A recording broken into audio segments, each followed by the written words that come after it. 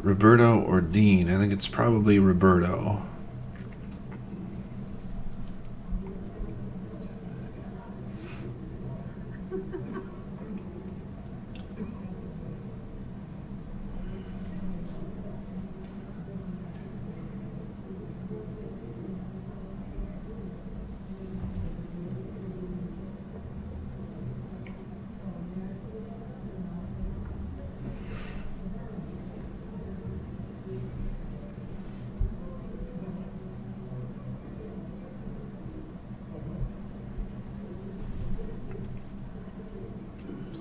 We've got a bet.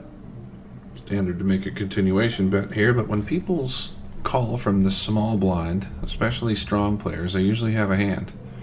And in fact, we're going to see an all-in and a call.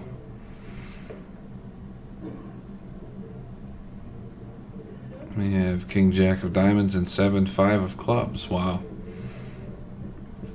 Big flop for those two hands. Two pair against a flush draw. And the 7-5 makes a full house. So the rich get richer.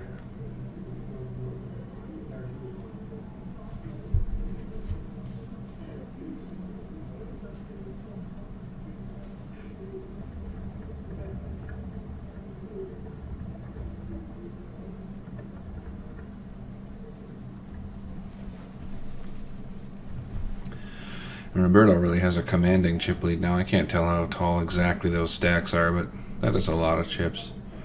Looks to me like he has maybe a third of the chips in play. And we are down to 6 players.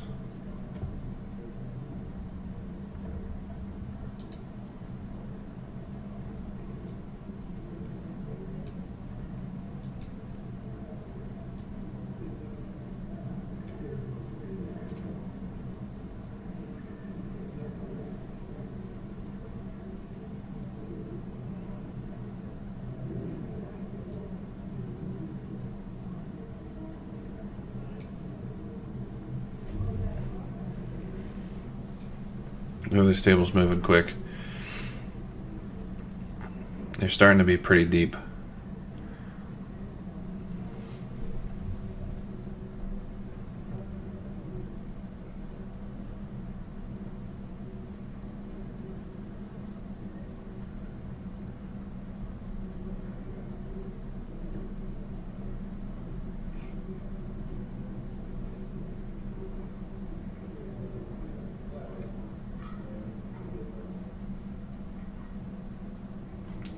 I believe the player who just busted was Michael Nye, who took 4th in this event just last year. An impressive showing, 4th and then 7th in this event. And profitable as well.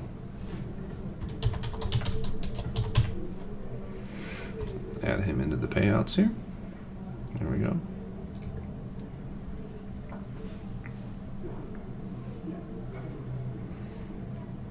And we're on break.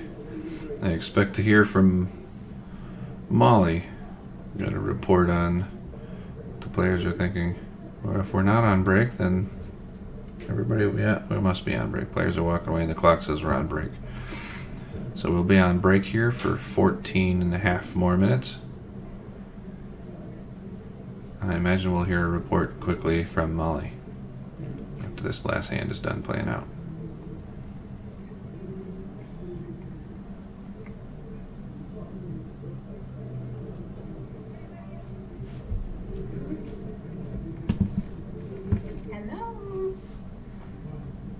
There's Molly.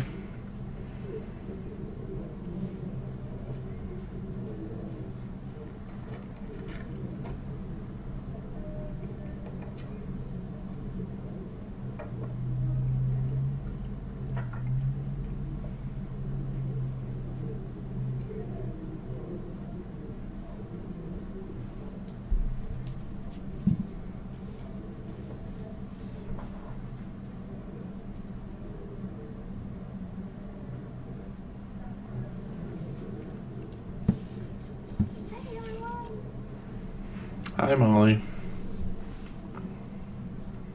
So I guess there's kind of a big delay between when I'm talking and when Chris actually hears me. So I just wanted to check in on break and kind of let everyone know what we're up to. see they're in the middle of the hand still. They are now just a few minutes into break.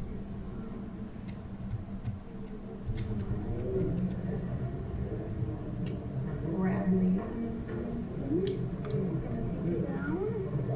And we're now officially at break. I'm gonna peel. I'm gonna peel.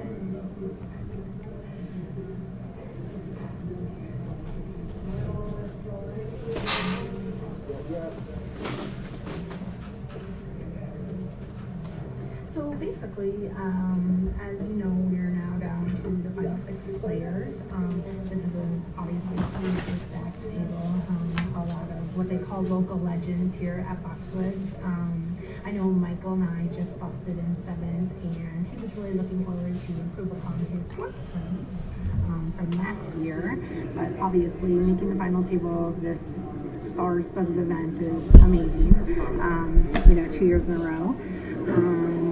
Yeah, it's been a really interesting day. It's been this whole field has been just so fun to follow, and with Brad St. Vincent and Michael Nye, and it's interesting because I'm sure Fox has told you all that the guy in the 1 seat who has the chip lead right now, Andrew Dean, he's played a bunch. He's got a really impressive poker resume, but this is the first time he's ever actually played at Foxwoods, so pretty awesome to be basically the chip leader all of yesterday and then pretty much all of today too. So he's making a great showing. He's got a fun reel here watching him and supporting him.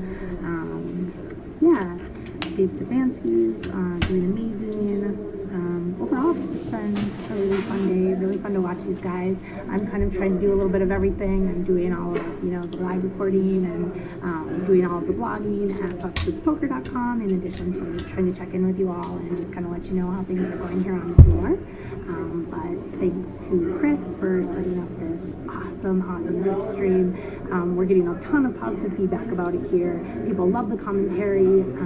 We're really having just a blast. This is a lot of fun. So thanks for tuning in, everyone. And on the next break, I will try to check in again. And I'm going to run now and go do some chip counts so that I can keep you all updated with accurate chip counts before the end of the break. So thanks.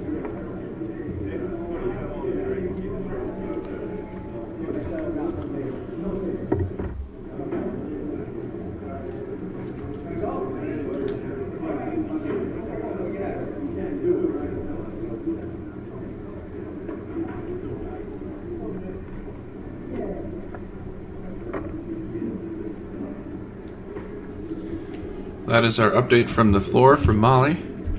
Thanks, Molly. We're gonna go on break here. We'll see you in about 10 minutes.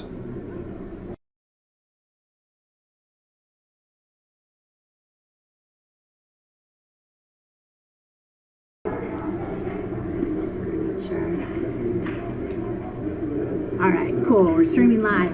So I'm here with Dave Stefanski, who's still at the final table, and we just wanted to check in. The camera's right there. So I just wanted to kind of check in with you and see how things have been going. You're doing awesome, of course. Like, how have you been feeling? I came into the day pretty sure. I got really lucky against Mikey. My ace jack, we just ace king pre-flop for his last 19 big blinds. And from there, I went up. I just had a little bit of a rough level, but still 25 big blinds, and I'll try to spit it up here. Yeah, for sure. When you got it all in against Mikey in that ace king versus ace jack hand, were you guys pretty even stacked? I know you had him covered by a little bit, but I mean, the hand, would you say, kind of played itself really because it was like fun? It was a tough spot because actually Brad opened the cutoff and Mikey GM 19 blinds on the button. Okay. But I thought that he could be jamming kind of wide there, and I had about 33 blinds, I think. So if I lost, I would have had 14 blinds still. But yeah, that's one of those spots too where, like, now getting to know you guys as players and being around the room a little bit, like, you guys know each other's games pretty well. So I get what you're saying, but it's a little bit of a tough spot. And he could definitely, knowing Mikey, like I do now, he can be opening with kind of a wide range there. When he's shoving the button. Yeah, for sure. Well, thanks so much for taking just a few minutes to chat with us, and best of luck. No problem. All right, thanks. All right, everyone. Hopefully you were able to all check in and hear that interview with David Stefanski. We are actually heading back now. The players have about 33 seconds left on break, and I just want to, I'm going to be posting the chip counts as well, but just to kind of give you a live update of what they're coming back to as far as deck sizes are concerned. Andrew in the 1 seat has the commanding chip lead with, actually, no, that's not. Yes, he does have the commanding chip lead, sorry, with 3,447,000. Next to him is Tony, and he has 800,000 even. Bradley is to Tony's left. He has 833,000. David has 385,000. That's the person we just spoke to. Brandon has 461,000, and Andy in the last seat has 548. So right now, I think it's fair to say this is really kind of the Andrew Dean show, given that he has all the chips. But as you all know, anything can happen in this crazy game of poker. So let's stay tuned and watch how this all plays out. All right, let's have fun.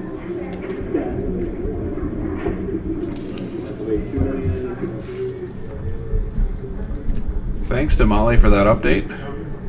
That is actually really helpful, since I can't see the chips very well in this stream. Now I know where the chips really are. It looks like Tony Roberto just looks like he has a mountain of chips because he's got, or had, so many of the gray chips. But in fact, it's Andrew Dean that has the mountain. And he did win a couple pots just recently and stole some blinds and has been fairly active. So it's not surprising that he has piled up some chips. If you're active and you're still around, usually you've made some money. So a commanding chip lead there. And with that kind of chip lead, usually you would see other players slow down, but this appears to be a table filled with pros. We know that 5 of the players are pros. They listed it on their sheets that they filled out, information sheets. And Brad Yazia didn't fill out much on his information sheet. We don't know very much about him.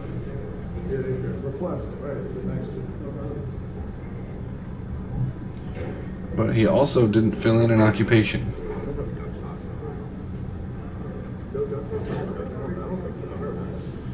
So I suspect that he is also a poker pro. And there are definitely players. I've been at final tables with players who didn't want to fill anything out because they didn't want people to know who they were. But that's going to be tough after making a final table this big. Everyone is going to know who you are now. So we have Andrew Dean with around 3 million raising, and looks like he got 3-bet and folded already. And we get the fold from Yazia as well. So the 3-bet from the small blind makes it, takes it down. We're at 8,000, 16,000 with a 2,000 ante. So I better correct that on our feed here.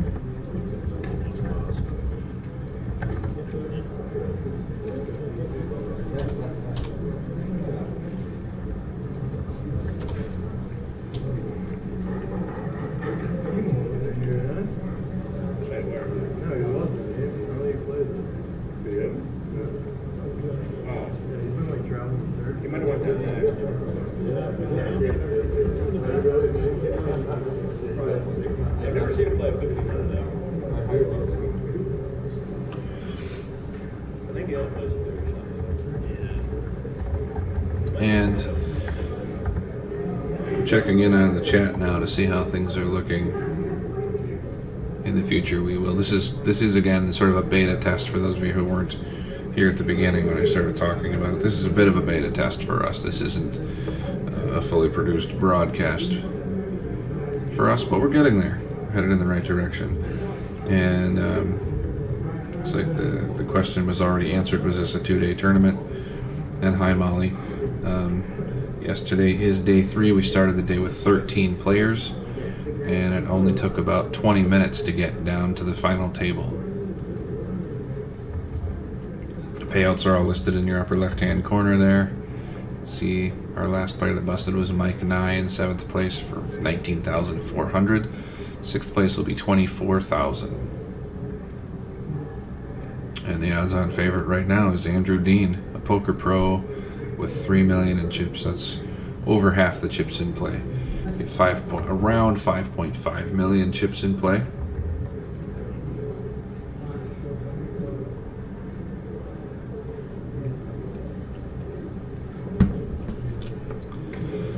So Andrew Dean in the one seat there.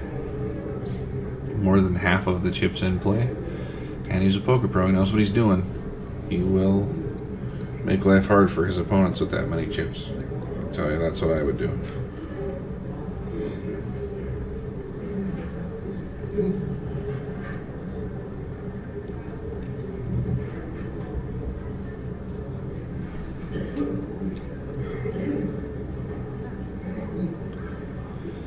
Looks like we have a raise and then a 3-bet from the button. And did Dean 4-bet there? It looks like he did. I'm bouncing around with so many different things going on here with the broadcast. I'm not always catching the action, which is probably where I should be paying attention, huh? That's what you're interested in anyway. Well, Andrew Dean has about $3 million in total online earnings. It's like he was an online pro for a long time. Live earnings, $334,000. His best live cash is $115,000. So big score. And that was 5th place in the $2,500 no limit at the World Series in 2015, event number 47. It's a big score, $115,000.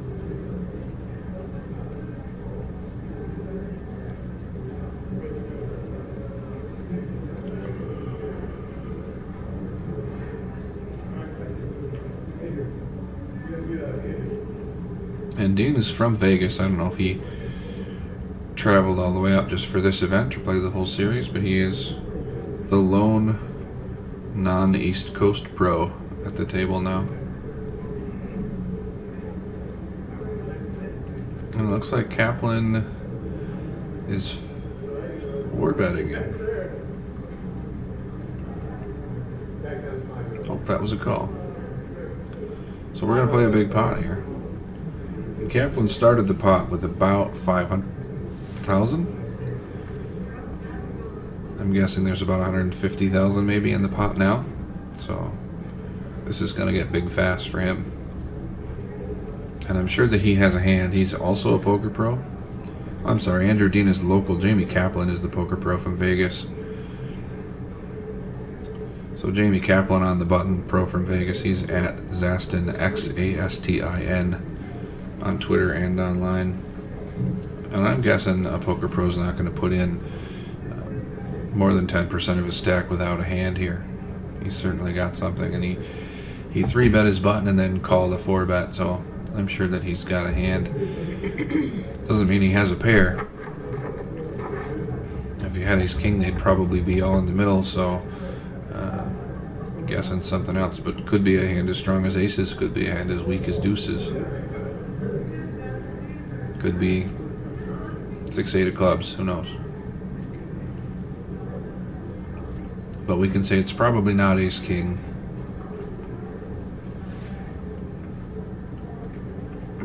And after the check on the flop, Dean's going to come out firing, and Kaplan folds. Going to preserve his stack. And that'll put him close to even with the 2 stacks on his right. Brendan Chambach, who we really haven't heard from. He's been very tight and very quiet. Haven't heard his name. I haven't mentioned his name until now. He's also a poker pro. And he started the level with about 450,000. So I would guess that the 3 stacks on the right side there are fairly close. Stefanski started with about 350,000. He's in the 4 seat there. Or the 6 seat if you're counting chairs. But he's the 4th player in the white hoodie. And he's probably the short stack at the table still. But he's not that far behind Chambach and Kaplan. That right side of the table is short on chips. And the left side of the table you've got Yazia and Roberto, the 2 and 3 seats, with around 800,000, and then Andrew Dean with about 3 million. He might be up to 3.2 or 3.3 million now. Stefanski raises it up and takes it down, and he needed that. Although he's still at over 20 big blinds. This table is very deep right now because we had a lot of bust outs fast. We went through half the field in about 2 hours. That's fairly rare to go from 13 to 6 players in such a short period of time in a really good structure like this.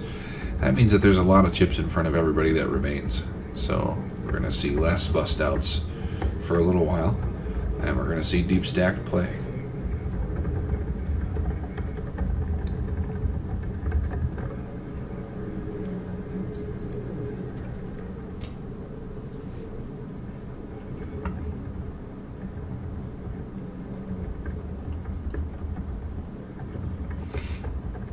Stefanski's big blind. I can't imagine they're going to really give him a walk. They are going to give him a walk.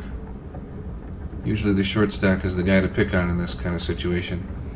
A lot of players would be raising any 2 from the button, the small blind, even the cutoff.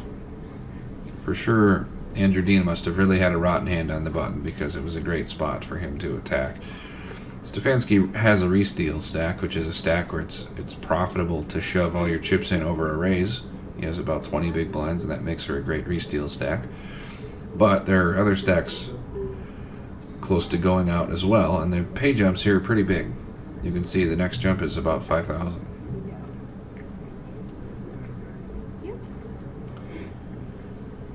Which even poker pros will slow down some when the pay jumps are that big. Next pay jump's actually 6,300. So 6th is 24,000 and 5th is 30,300.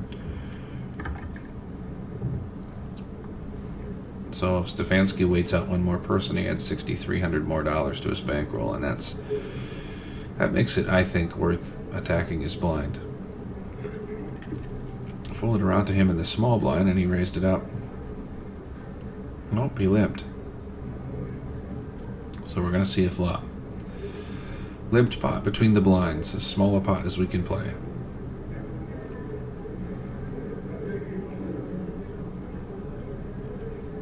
And typically somebody's going to bet here and win it. If I'm the small blind and I limp, I'm always going to bet the flop. If I'm the big blind and somebody limps and then checks to me, I'm going to usually bet the flop myself. And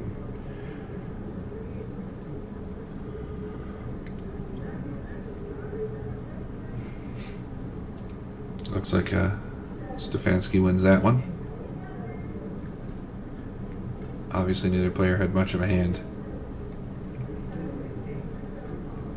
Antes are 2,000, so everybody gets their 2,000 in there. We start with 12,000 in the pot and 24,000 in there from the blinds. So there's 36,000 in the pot, more than a starting stack in the pot to start the hand. So starting stacks in this tournament were 30,000.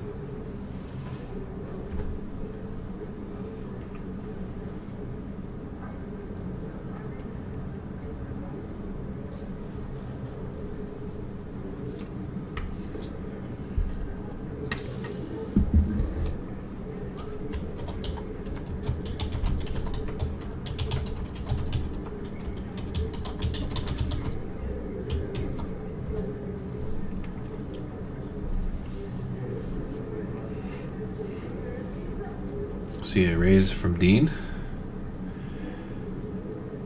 Let's see if anybody wants any part of that. He's got an awful lot of chips. So Jamie Kaplan going to clash with him again.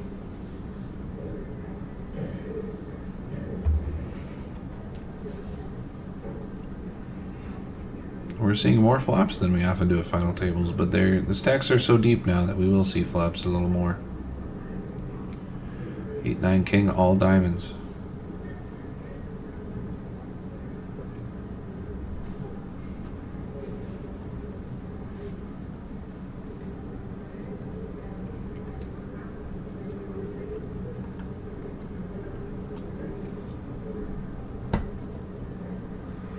Thanks for watching us on the Blind Straddle channel here on Twitch. Really appreciate it.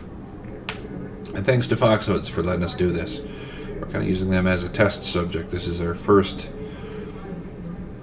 attempt to work the kinks out of the system.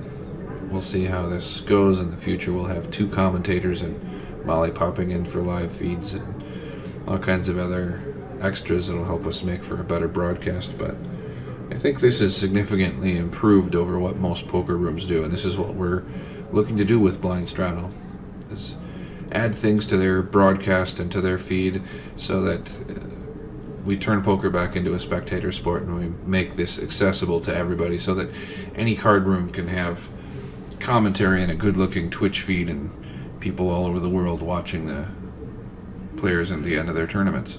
That's what we hope to do with Blind Straddle. So we're at blindstraddle.com. Website is up now, but will be updated within the week.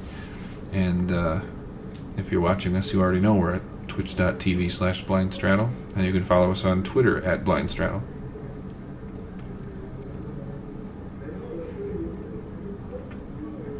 Interesting trivia fact about us: I bought the domain blindstraddle.com from Brett Youngblood Gank, who was a member of the crew back in the day. When was the crew year? Like 2005. With Alan Cunningham and Dutch Boyd, and they got lots of TV coverage. And Brett sold me that domain name about 8 years ago when he was clearing out some domains, and I bought it, and I've used it for various things ever since. And now we've got a poker broadcasting company there. We'll do everything from reporting to this kind of remote broadcast, to show up and set up your table to broadcast with full hole cards and everything. And Roberto takes one from Dean. Roberto started this level with about 800,000, as did Yazia, the 2 and 3 seeds. That leaves them often as the players who are going to be very cautious. But I find that the player's approach to the game sometimes dictates more than what the right play is.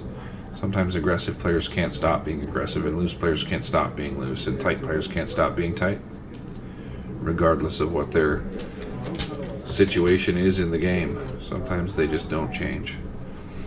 But if they do change, then you would kind of expect the 2 800K stacks to be a little tighter.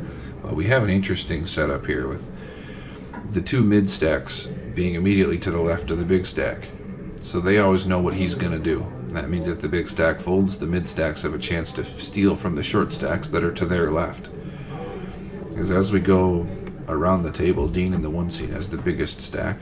The next 2 are the mid stacks, and then the 3 after that are the smaller stacks.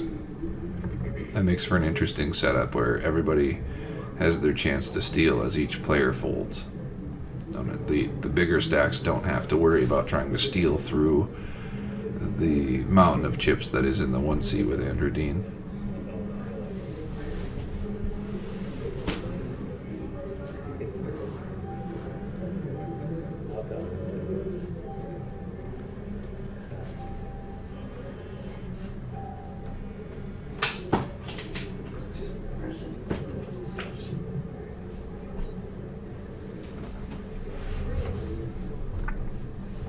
Alright, playing today's 300 big stack. Once again, we're going up 75, 80, 360 blinds.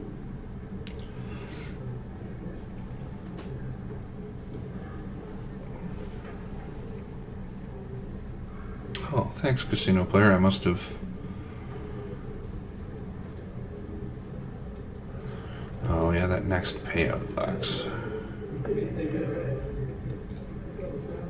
Forgot to update that. Make that 6th.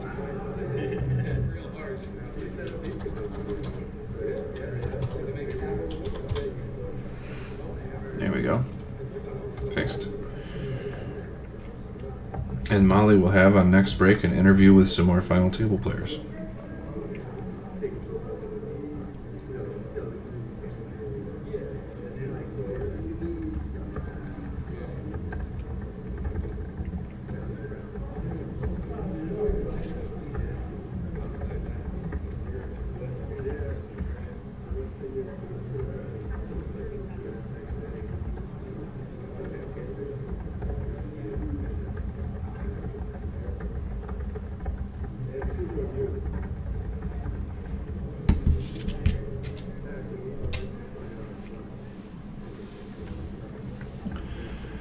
We have another flop. I can see the big blind in Stefanski is in there.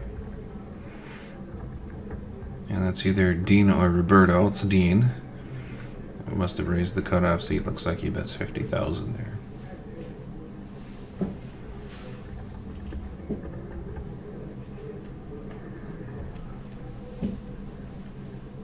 And he gets a call. We're going to see a turn card, which is the Queen of Clubs. Probably didn't hit anyone.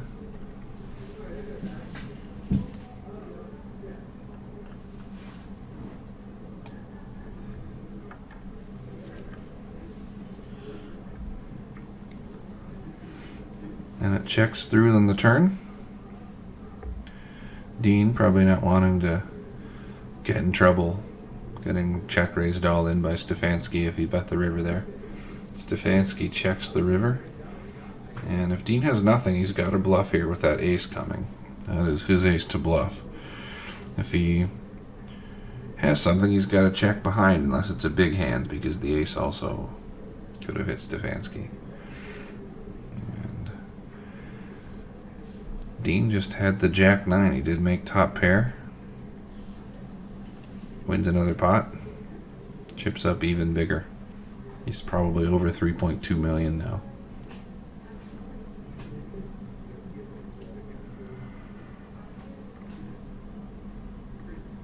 And that is how it's done with a big stack. Put on the pressure.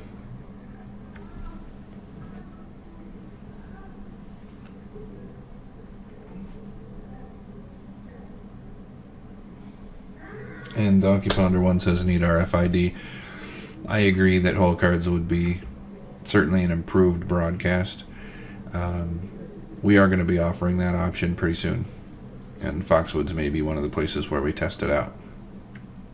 So it won't be with RFID though, it'll be with hole card cams. RFID tables, if a card room purchases an RFID table, it'll be easy for us to work with them and to integrate that into our stream.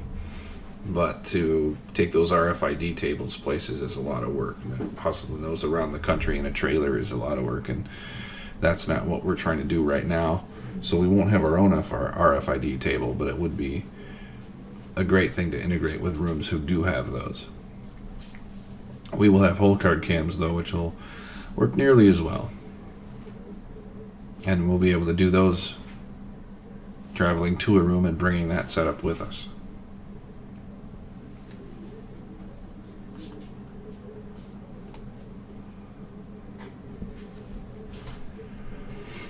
As we figured, not a lot of big action here since the stacks are so deep and the pressure is on. The next payout jump is 6,300. That's real money, even to these poker pros who've made a lot of money.